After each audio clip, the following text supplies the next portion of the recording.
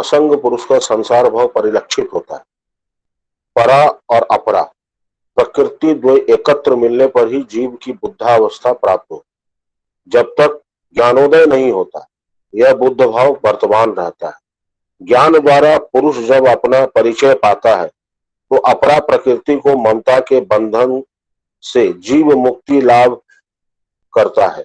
यह मोह बंधन के मुक्त होने पर जीव स्वरूपमय में प्रतिष्ठित होता है। यह अपरा प्रकृति वृक्ष की जीर्ण त्वचा के समान अपने आप स्खलित हो जाती।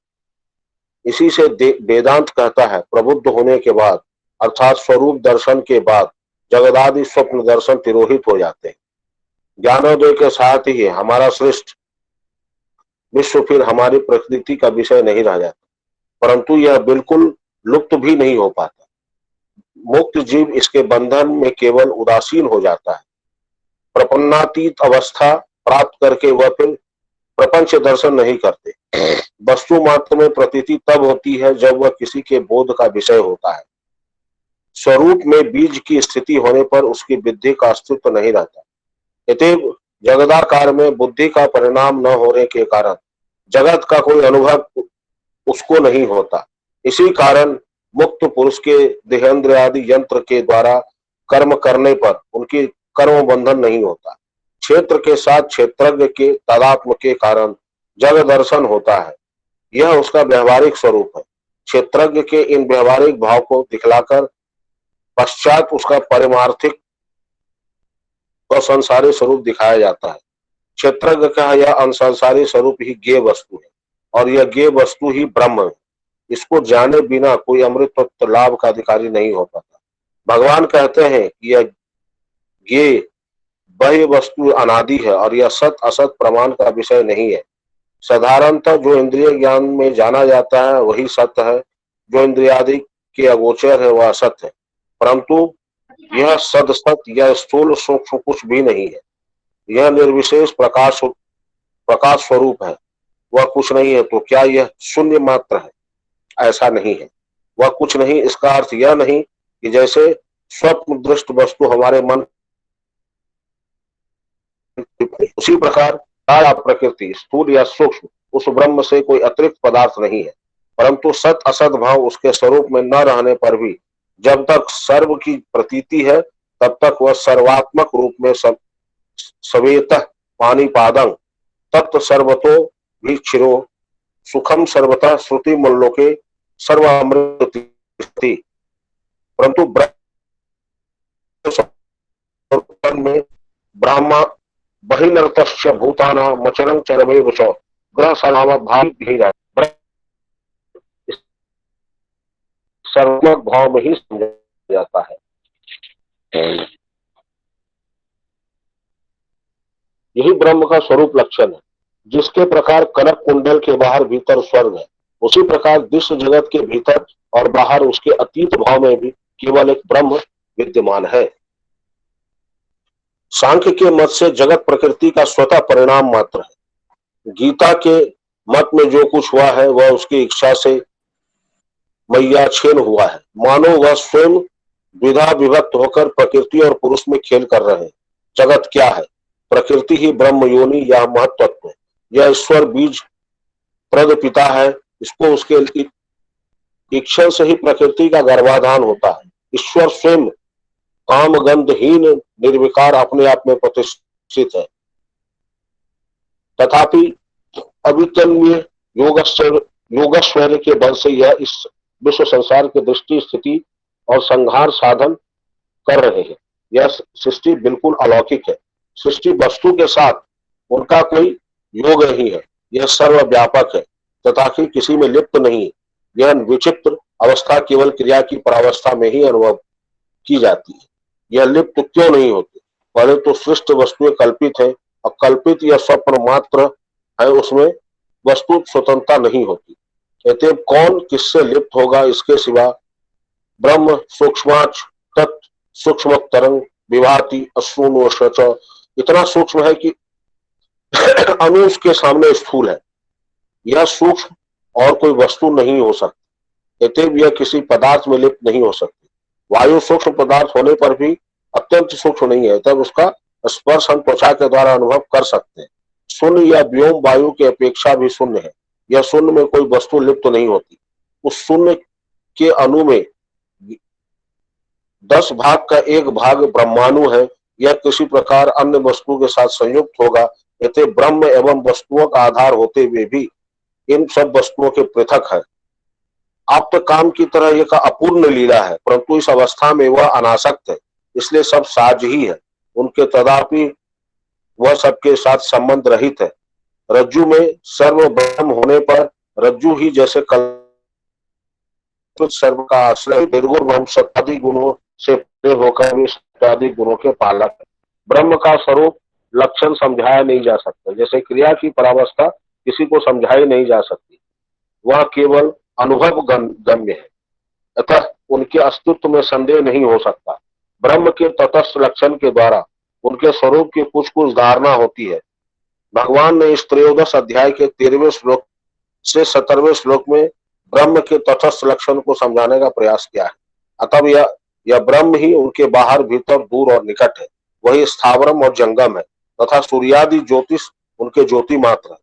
वह यद्यपि एक अखंड अविभक्त तथापि विभक्ति के समान देख पड़ते हैं। यह अत्यंत सूक्ष्म, इसी कारण हमारे ज्ञान के द्वारा इंद्रियों के लिए अधिक ज्ञेय है। वही ज्ञेय और ज्ञानगम्य है तथा सबके हृदय से अधिष्ठित है। उनको जाने बिना प्रकृति संभूत देहेंद्रियादि के चंगुल से प्राप्त का कोई उपाय नहीं है। इसी कारण ज्ञान लोचना तथा ज्ञान के साधनाओं को जानकर ये वस्तु की यथार्थ धारणा करनी पड़ती है।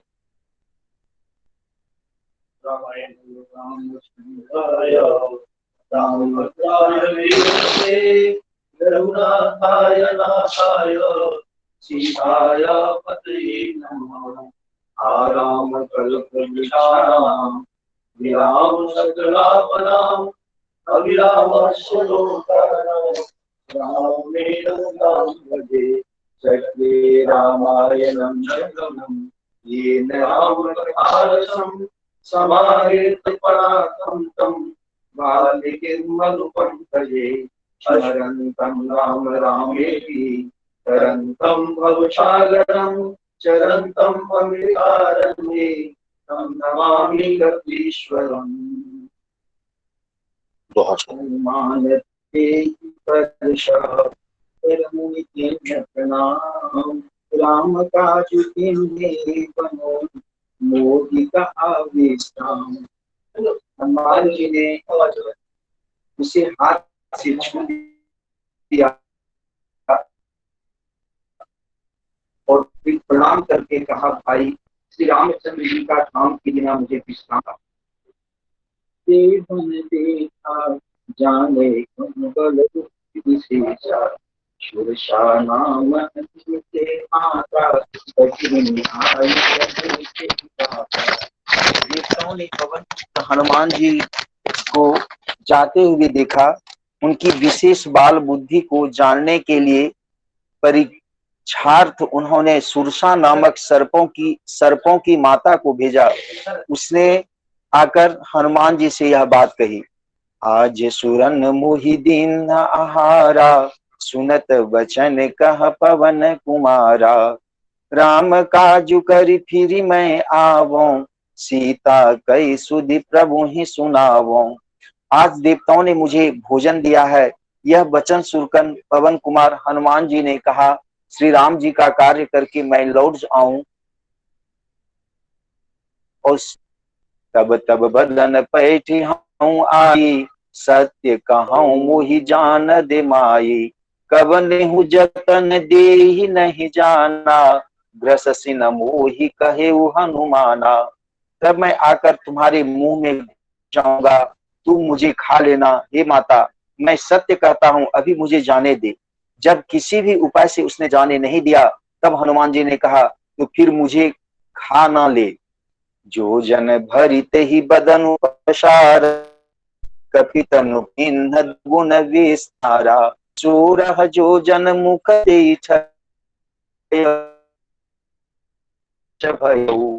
उसने योजन कोश में मुंह फैला। तब हनुमान जी ने अपने शरीर को उससे दूना बढ़ा लिया उसने 16 योजन का मुंह किया, हनुमान जी तुरंत 30 योजन के हो गए। जस सोए शावनु बढ़ावा, तासु धून कपि रूप दिखावा, सत जो जन तेहि आनन किन्हा, अति लघु रूप पवन सुत लिन्हा। जैसे हनुमान जी का दूना रूप खिलाते 100-400 कोस का मुख किया, तब हनुमान जी ने बहुत ही छोटा कर बदन पैठ पुनि बाहर आवा, मांगा ही सिरुनावा, मोहि रही दिबल मरम तो मैं पावा। और वे उसके मुख में घुसकर तुरंत फिर बाहर निकल आए और उसे सिर नवाकर विदा मांगने लगी। उसने कहा,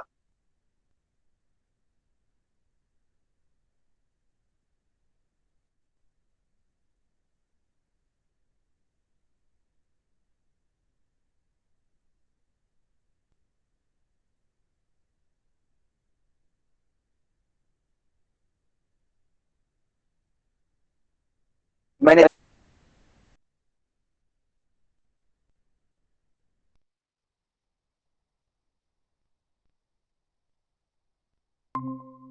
खग गहई, जीव जंतु जे गगन उड़ाही, जल बिलो की तिनके परिछाई। समुद्र में एक राक्षसी रहती थी, वह माया करके आकाश में उड़ते हुए पक्षियों को पकड़ लेती थी। आकाश में जो जीव जंतु उड़ा करते थे, वह जल में उसकी परछाई देखकर गहई छाह शक सो न उड़ाई, एहि विधि सदा गगन चर खाई। सोई छल हनुमान कह किन्हा, तासु कपटु कपि तुरत ही चिन्हा। उस परछाई को पकड़ लेती थी जिससे वे उड़ नहीं सकते थे और जल में गिर पड़ते थे। इस प्रकार वह सदा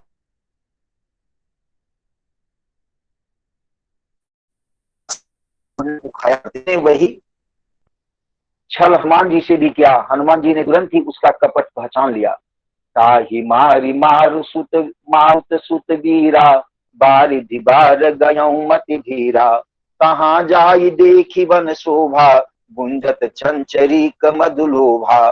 पवन पुत्र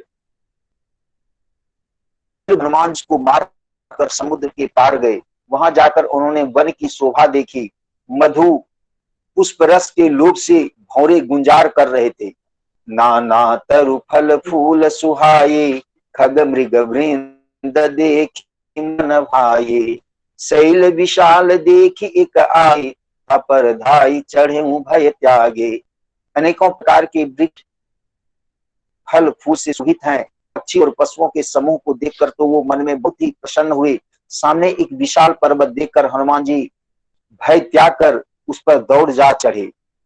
उमा कछु कपि के अधिकाई, प्रभु प्रताप जो काल ही खाई। गिरि पर चढ़ी लंका ही देखी, कहीं न जाई अति दुर्ग शेषी। शिव जी कहते हैं इसमें हनुमान की कुछ बड़ाई नहीं है, यह प्रभु का प्रताप है जो काल को भी खा जाता है। पर्वत पर चढ़कर उन्होंने लंका देखी। बहुत ही बड़ा किला है, कुछ कहा नहीं जाता। अति उतंग जल निधि चहु पाशा, कनक कोट कर परम प्रकाशा। अत्यंत ऊंचा है, उसके चारों ओर समुद्र है। सोने के परकोटे चार दीवारी का परम प्रकाश हो रहा है। कनक कोटि विचित्र मणिकृत सुंदरायतना घना, चौहट हट सुभट वीथि, चारुपुर बहु विधि बना। गजवाजी खच्चर निकर पदचर, रथ बरूथनि को गने। बहुरूप निशिचर जूत, अति बल सेन बरनत नहीं बने। विचित्र मणियों से जुड़ा हुआ सोने का परकोटा है। उसके अंदर बहुत सी सुंदर सुंदर घर है। चौराहे बाजार सुंदर मार्ग और गलियां हैं। सुंदर नगर बहुत प्रकार से सजा हुआ है। हाथी घोड़े खच्चरों के समूह तथा पैदल और रथों के समूहों को कौन गिन सकता है। अनेक रूपों के राक्षसों के दल हैं। उनकी अत्यंत बलवती सेना वर्णन करते नहीं बनती। बन बाग उपवन बाटिका, शरकूप बापी सोहहि। नर नाग सुर गंधर्व कन्या, रूप मुनि मन मोहि, कहु माल देह विशाल शैल समान, अति बल गरजहि। नाना अखार न भरहि, बहु विधि एक एकन तरजहि। वन बाग उपवन बगीचे फुलवाड़ी तालाब कुएं और बावलियां सुशोभित है। मनुष्य नाग देवताओं और गंधर्वों को कन्याएं अपने सौंदर्य से मुनियों के भी मन को मोह लेती हैं। कहीं पर्वत के समान विशाल शरीर वाले बड़े ही बलवान मल्ल पहलवान गरज रहे हैं। वे अनेकों अखाड़ों में बहुत प्रकार से भिड़ते और एक दूसरे को ललकारते हैं। करि जतन भटको तिन्ह विकट तन, नगर चहु दिशि रक्षहि। कहूँ महिष मानुष धेनु खर, अज खल निशाचर भक्षहि। एहि लागी तुलसीदास इनकी, कथा कछु एक है कहीं। रघुवीर सर तीरथ शरीरन, त्यागी गति पै हहि सही।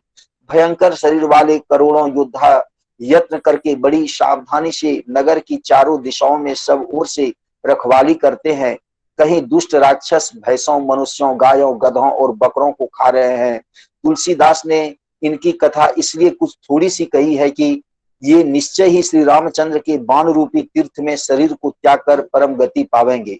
पुर रखवारे देख बहु, कपि मन किन्ह विचार। अति लघु रूप धरौ निसी, नगर करौ पैसार। सियावर रामचंद्र की जय, पवन सुत हनुमान की जय। उमापति महादेव की जय। नगर के बहुसंख्यक रखवालों को देखकर हनुमान जी ने मन में विचार किया कि अत्यंत छोटा रूप धरूं और रात के समय नगर में प्रवेश करूं।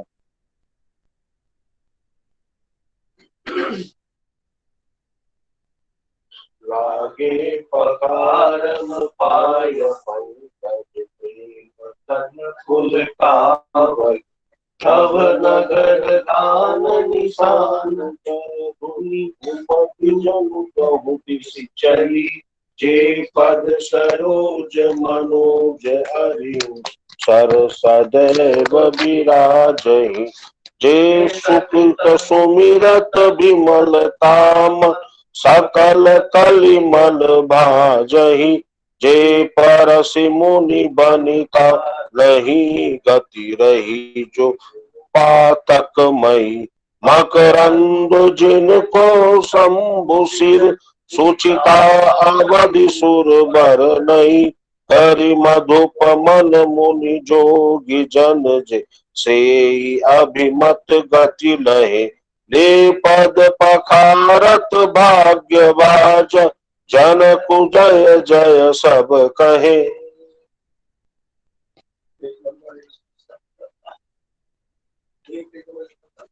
पृष्ठ संख्या 117। अधरम मधुरं वदनं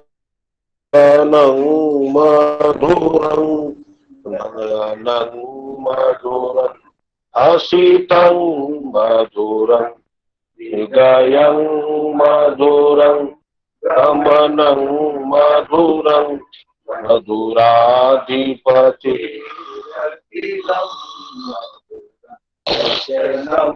मधुरं चरितं मधुरं। वसनं मधुरं वलितं मधुरं, चलितं मधुरं भ्रमितं मधुरं। मधुराधिपति रखिलं मधुरं, वेणुर्मधुरं रेणुर्मधुरा।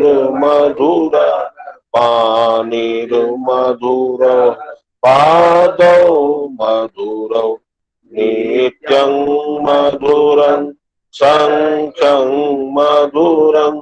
मधुराधिपति रखिलं मधुरं, पीतं मधुरं पीतं मधुरं। भोक्तं मधुरं सूक्तं मधुरं, रूपं मधुरं तिलकं मधुरं। मधुराधिपति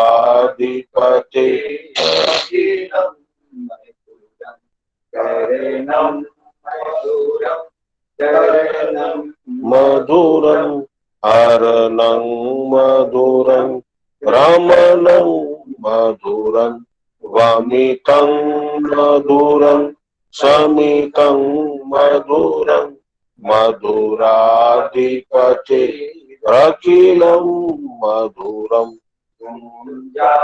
मधुरा माला मधुरा यमुना मधुरा वीची मधुरा सलिलं मधुरं कमलं मधुरं मधुराधिपते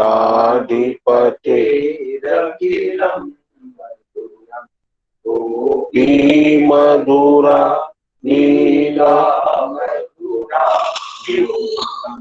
मधुरं भोगं मधुरं क्लिष्टं मधुरं श्रेष्ठं मधुरं मधुराधिपते रखिलं मधुरं गोपा मधुरा गावो मधुरा यष्टिर्मधुरा श्रेष्ठिर्मधुरा ललितं मधुरं फलितं मधुरं मधुराधिपते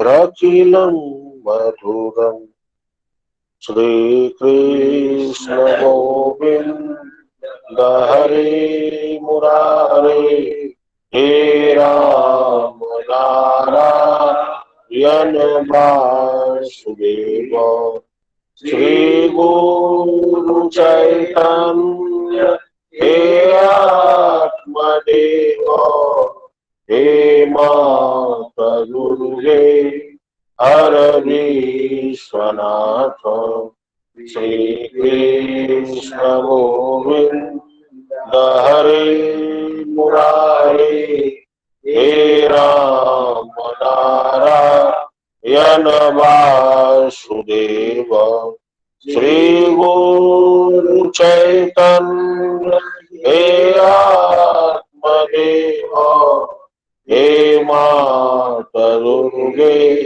हर विश्वनाथ श्री कृष्ण गोविंद हरे मुरारे हे राम नारायण वासुदेव श्री गुरु चैतन्य हे माता दुर्गे हर विश्वनाथ श्री कृष्ण गोविंद हरे मुरारे हे राम नारायण वासुदेव श्री गुरु चैतन्य हे आत्मदेव हे माता दुर्गे हर विश्वनाथ श्री कृष्ण गोविंद हरे मुरारे हे राम नारायण वासुदेव श्री गुरु चैतन्य हे आत्मदेव हे माता दुर्गे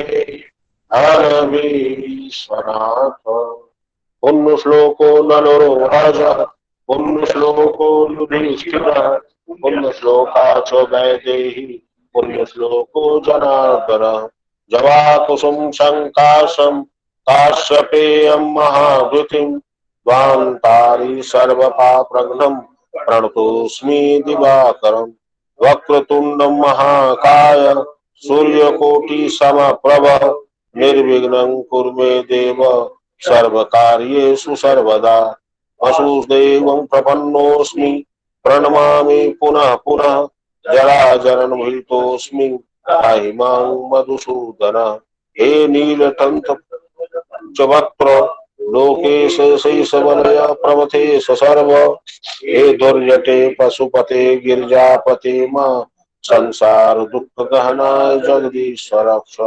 सर्वाबाधा विनिर्मुक्तो धनुधान्य सुतान्वित मनुष्यो मत्प्रसादेन भविष्यति न संशयः। ते भवन्तु सुखिनः सर्वे सन्तु निरामया सर्वे भद्राणि पश्यन्तु मा कश्चित् दुःखभाग् भवेत्। प्रेम से बोलिए गुरु महाराज की जय। परम गुरुदेव की जय। सात पर गुरुदेव की जय। सब संतन की जय। देव की जय। भक्ता की जय। संतन की जय। सब भक्तन की जय। पतित-पावन भगवान की जय जय जय। वृंदावन बिहारी लाल की जय। उमापति महादेव की जय। हर हर महादेव।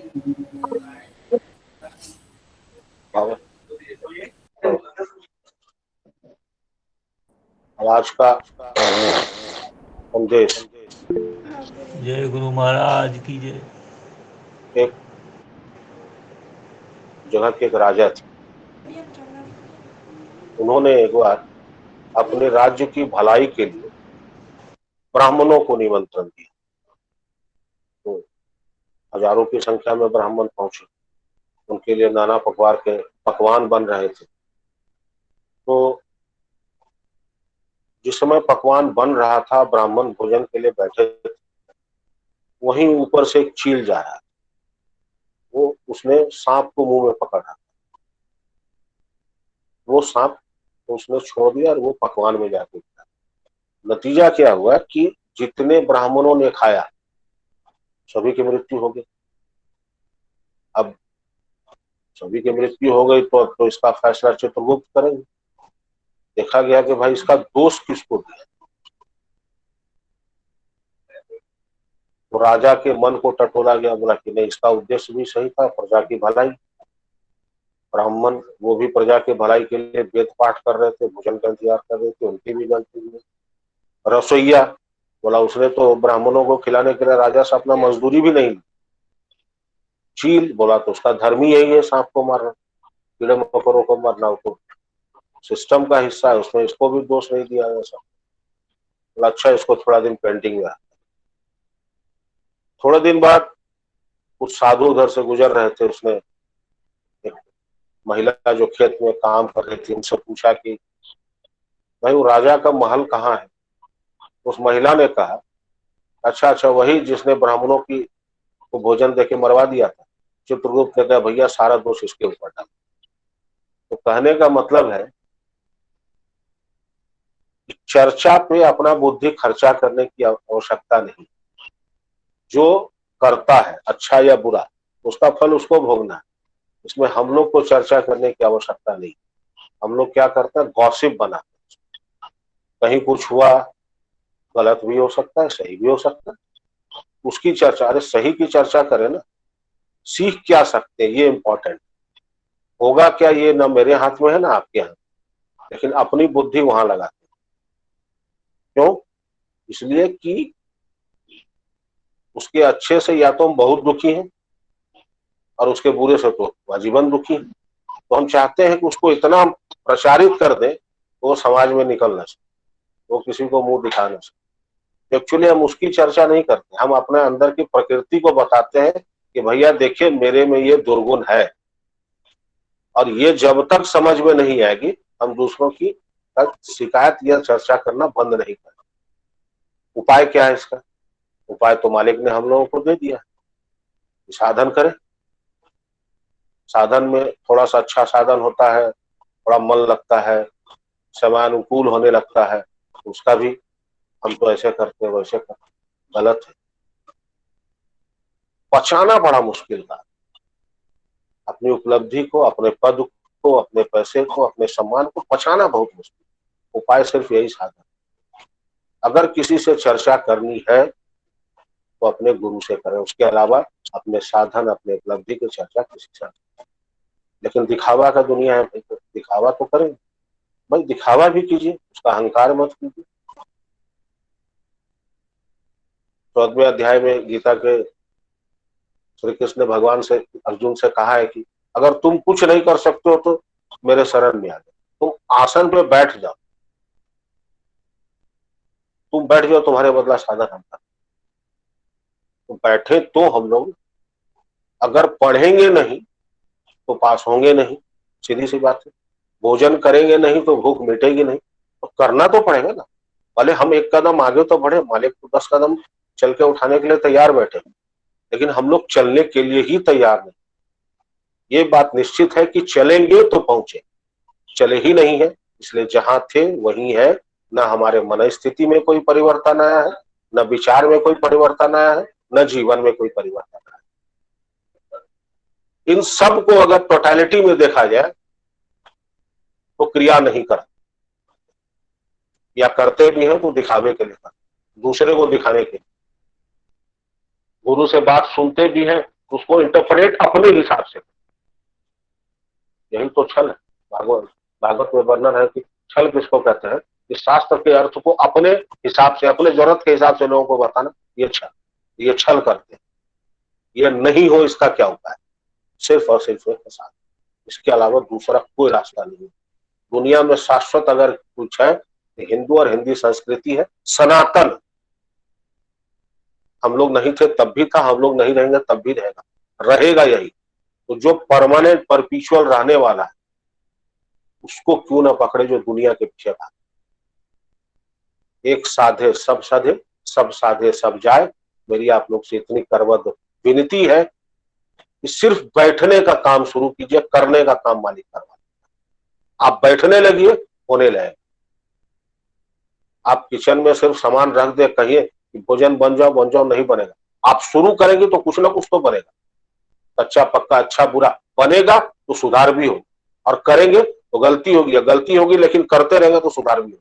कोई ना कोई माध्यम से मालिक आपको इसको सुधार कर देंगे, ये मेरा दावा है, ये मेरा अनुभव की बात है। अतः आप सब लोग से मेरी विनती है कि साधन कीजिए और साधन करते रहिए, और बाबा के शीघ्र स्वास्थ्य लाभ के लिए कामना कर रहे हैं, और भी इसमें जोर लगाइए, करते रहिए। यही मेरी आज का संदेश है, यही ये है।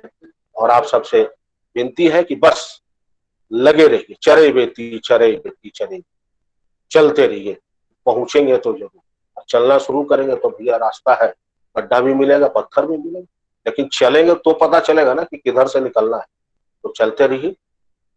आज के लिए सब जय गुरु। और बाबा आपका दर्शन आप लोग अभी करिए। हाँ, और बीच में कोई बोलेंगे नहीं आप लोग, बाबा कुछ बोलेंगे तभी आप लोग उसमें बीच में टोकान मत कीजिए। जय गुरु। जय गुरु, जय बाबा।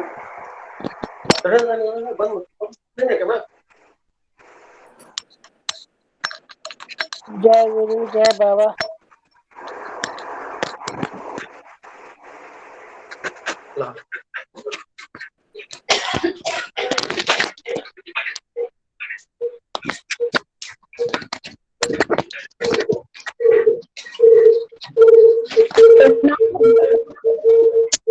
हाँ बाबा, जय गुरु। कोई कुछ मत बोलिए, बाबा को बोलने दीजिए।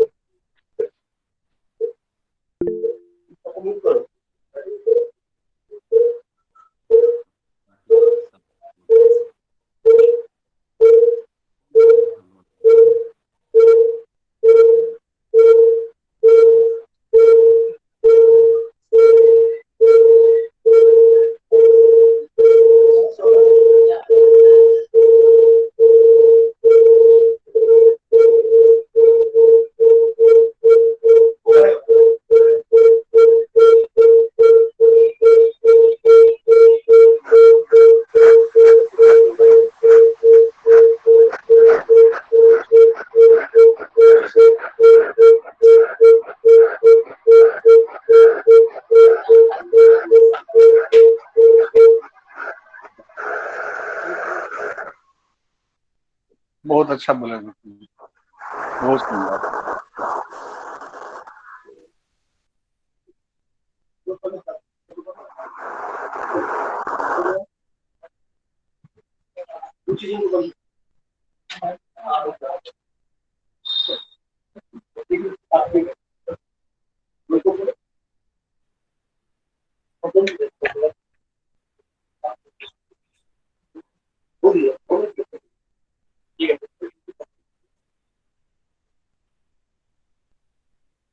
बहुत अच्छा।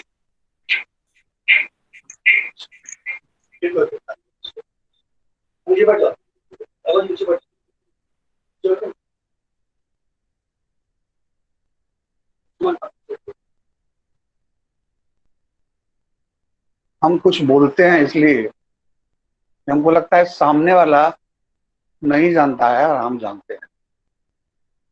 हम जानते हैं इसलिए हम जानना चाहते हैं।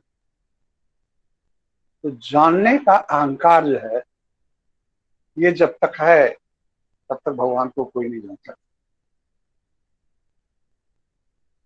भृगु के पुत्र अपने पिता से पूछने के लिए गया कि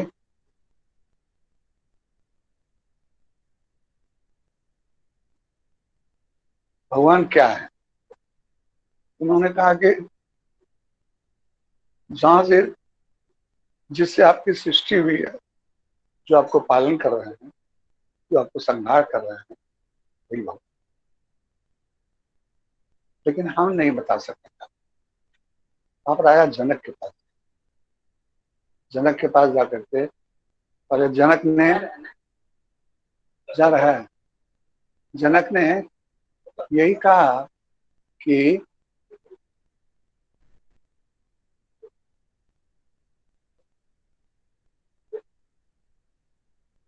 लोगों ने कहा कि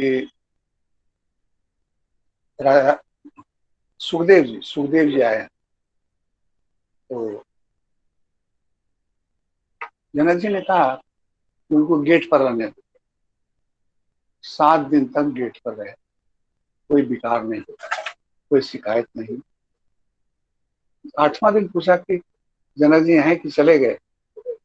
तो लोगों ने कहा कि नहीं, कोई शांत भाव से खड़े। बोला उनको भीतर लिया। तो भीतर रंग महल में रखा, वहाँ खाना पीना, नाच गाना, श्रृंगार, सब चीज का व्यवस्था। 7 दिन तक उसी रंग में रहे। पूछा कि रंग महल का रंग सूर्य जी पर चढ़ा कि नहीं चढ़ा। बोला नहीं, जैसे गेट पर खड़े थे वैसे यहाँ भी खड़े। बोला अब उनको मेरे पास ले गए। तो राजा जनक ने जाके उठ के आरती किया।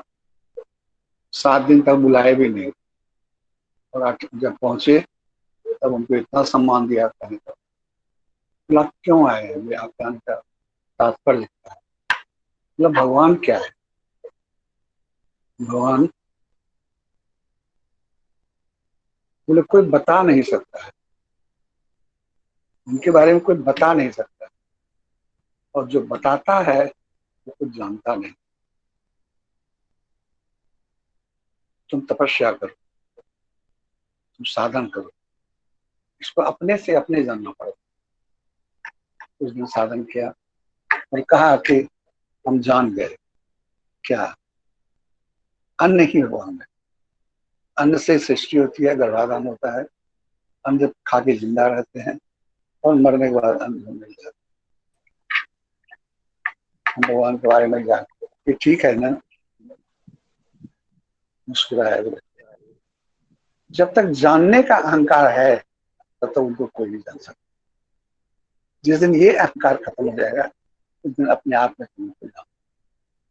उसी तरह उसके बाद बोला कि प्राण है, उसके बाद बोला अंत में बोला आनंद। आनंद ही भगवान का स्वरूप। जिसमें गर्भाधान होता है उसमें माता पिता दोनों को बहुत आनंद मिलता है।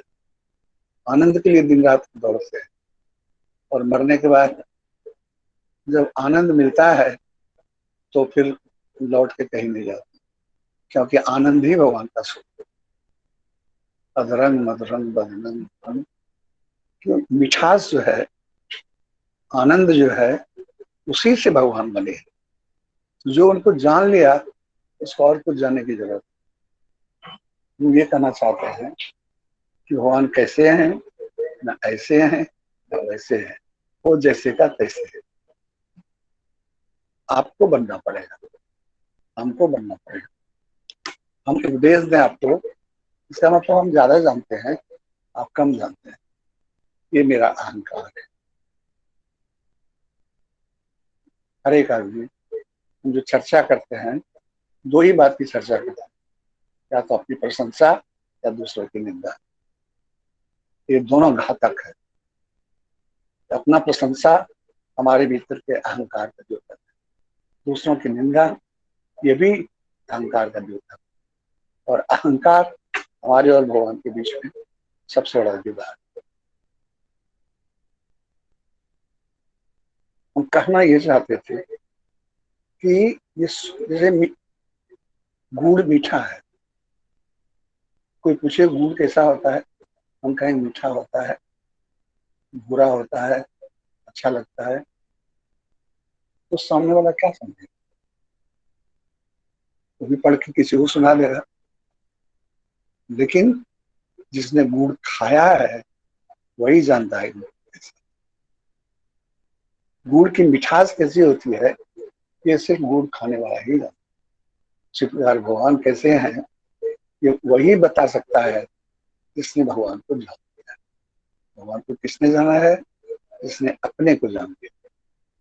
जो जानते हैं कि भगवान छोड़ के संसार में कुछ है ही नहीं, जो है सो वही है। हम भी भगवान है, आप भी भगवान है, ये भी भगवान है, वो भी भगवान, सब भगवान। जिसने अपने में देख लिया, न किसी की निंदा कीजिए, न अपनी तारीफ कीजिए, उनके स्वरूप का वर्णन कीजिए, और वो बहुत अच्छे हैं, इतना सुंदर है कि कहने की बात नहीं। और कुछ उनको देखने के बाद और कुछ देखने की इच्छा नहीं। सन्याल बाबा की एक शिष्या नीलिमा, वो जा रही थी कश्मीर, तो उसने कहा कि गुरुजी आप मेरे साथ कश्मीर चलिए, आप रहिएगा तो कश्मीर घूमने का मजा और। बाबा ने कहा नहीं बेटा, अभी हम काम कर रहे हैं गीता पे, तुम जाओ, फिर कभी मौका लगेगा। जाकर के उसने एक चिट्ठी लिखी, बाबा कश्मीर बहुत सुंदर है, पहाड़ है, बर्फ है, ठंडी फिजाएं हैं, लोग सुंदर हैं, चारों तरफ फूल खिला हुआ है, लगता है पृथ्वी पर स्वर्ग है तो यही। बाबा ने जवाब दिया, बेटा तुमको कश्मीर अच्छा लगा, ये सुन के हमको बहुत आनंद है। एक जरा विचार करके देखो, इसका बनाया कश्मीर इतना सुंदर है तो स्वयं कितना सुंदर, इसकी रचना इतनी अच्छा है, उसका रचयिता कैसा है, तो श्याम सुंदर कैसे होंगे जिन्होंने सृष्टि को। इसने इस फूल में सुंदरता भरा है, इसने इस फिजा में खुशबू भरी, तो भगवान सबसे सुंदर है। और भगवान, हम भी भगवान हैं, इसलिए हम भी सबसे सुंदर हैं। कभी इन्फिनिटी कॉम्प्लेक्स मत आने, हम कम पढ़े हैं, हम गरीब हैं, हमको नाम नहीं। हम पढ़ रहे थे, कुछ आदमी का जीवन इतना सरल है, जैसे अब्दुल कलाम आजाद, इतने बड़े इंजीनियर, इतने बड़े परमाणु का रिसर्च करने वाला, लेकिन एकदम सादा। रतन टाटा, इतने बड़े आदमी, 46% शेयर उसी का है, लेकिन ने शादी किया, कोई इच्छा नहीं, सरल जीवन। तीसरा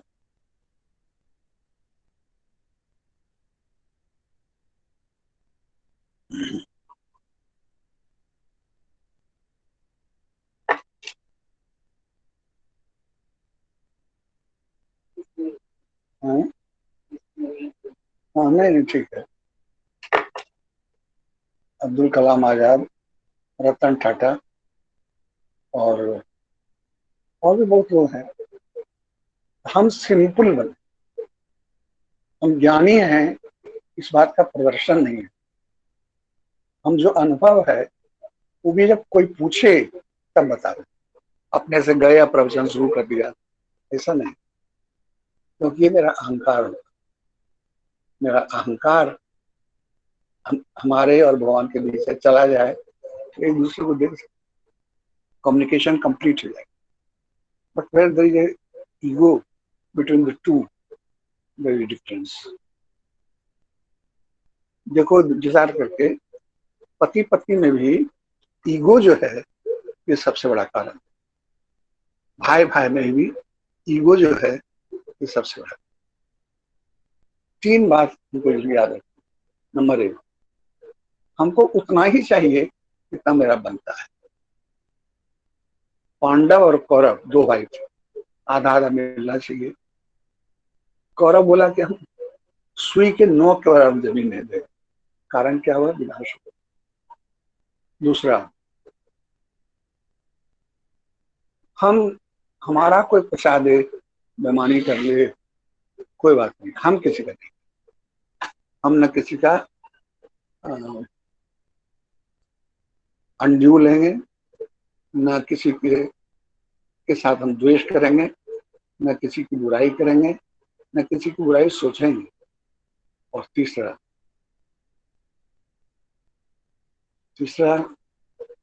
कि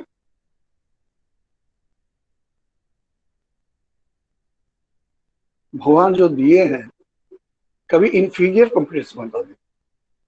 हम कहाँ कमी है? ठाकुर सामने बैठे हुए हैं, दाढ़ी वाले खंडाल बाबा, जिसके पास ऐसा गुरु हो तो उसको जीवन में क्या कमी? हम भी सबसे अमीर आदमी। लोग कहता है कि बिल गेट्स जो है वो बहुत बड़ा पैसा वाला आदमी था। हम बोले गलत है, हम सबसे बड़े हैं। हमसे बड़ा धनी आदमी कौन हो? हम बीमार पड़े, इतना जिंदार गौतम जी का एक्सीडेंट हुआ, के खर्चा उठाए? दाढ़ी वाला, किसी के माध्यम से। कमी कहाँ? कमी हमारे विचार में। इसलिए कभी मत सोचिए कि हम इंफीरियर हैं। हमको तो बोलने का बीमारी है, इसलिए ज्यादा नहीं बोलेंगे। मेरा हार्दिक आशीर्वाद। भगवान आप लोगों को सुखी रखें, हृदय से कामना करते हैं। जय हिंद। जय गुरु बाबा। प्रणाम बाबा। जय गुरु बाबा प्रणाम। बाबा बाबा प्रणाम। जय गुरु बाबा को प्रणाम। प्रणाम माता जी। जय गुरु बाबा। प्रणाम बाबा। प्रणाम बाबा। बाबा प्रणाम। बाबा प्रणाम। बाबा